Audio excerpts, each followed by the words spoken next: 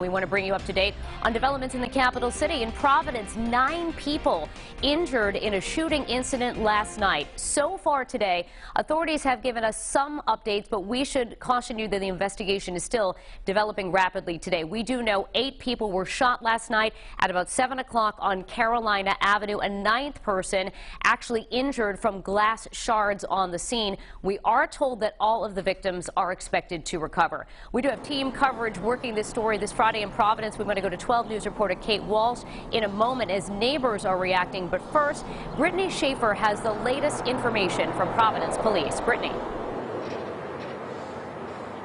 Well, Danielle, we are waiting for more information from police at this hour, but Commissioner Stephen Paré did provide a brief update on the 9 people who were wounded, saying all are expected to be okay. Now, 3 people still remain at Rhode Island Hospital. 2 are in critical condition. 1 is serious. The shooting happened in broad daylight Thursday evening on Carolina Avenue. Providence Police Chief Hugh Clemens tells us 8 of the victims were shot. 1 was injured from glass shards. Police say the victims are 8 men and 1 woman who range in age from 19 to 25. Clemens emphasizing the shooting was not random and started after a feud between 2 groups. He was not able to confirm if the groups were gangs, but says they are very familiar with the groups. Clemens says several dozen shots were fired, and by federal standards, he says this was a mass shooting.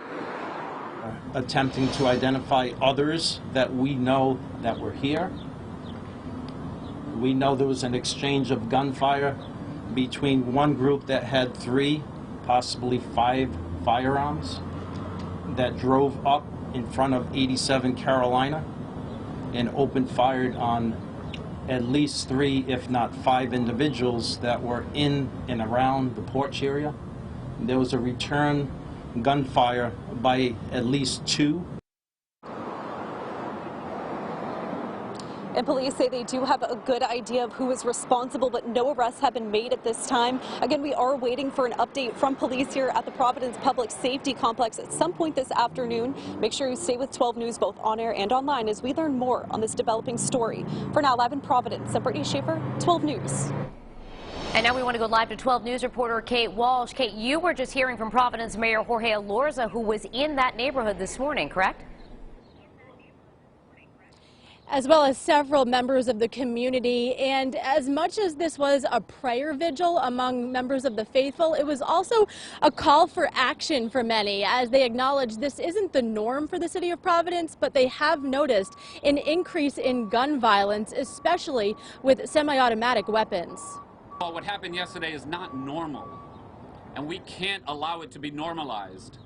A call for an end to gun violence at the corner of Carolina and Allens Avenue the morning after what's being called the city's biggest shooting in its history. Mayor Jorge Elorza saying police are familiar with the 2 groups that shot at each other just before 7 Thursday night, leaving 8 people with gunshot wounds and 1 with another injury. His response when asked if this was gang violence. We know both of these folks, both of these sides, and it's part of an ongoing feud. If you want to call it gang-related, go ahead. Providence Public Safety Commissioner Stephen Paré said recently police are noticing when shots are fired, there are 20 to 30 shell casings on the ground. We do everything to prevent this from happening. We know these 2 groups.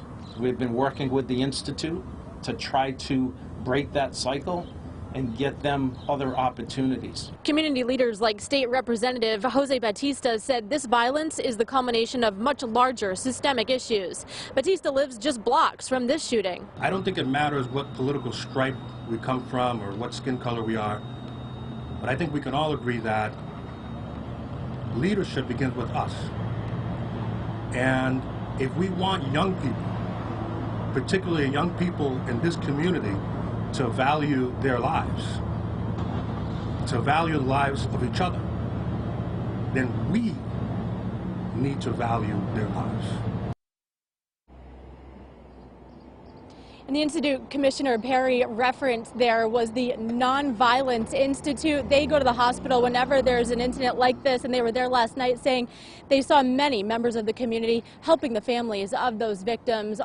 Everyone here saying that this is really just the beginning of a lot of work to do for the city. Live in Providence, I'm Kate Walsh, 12 News.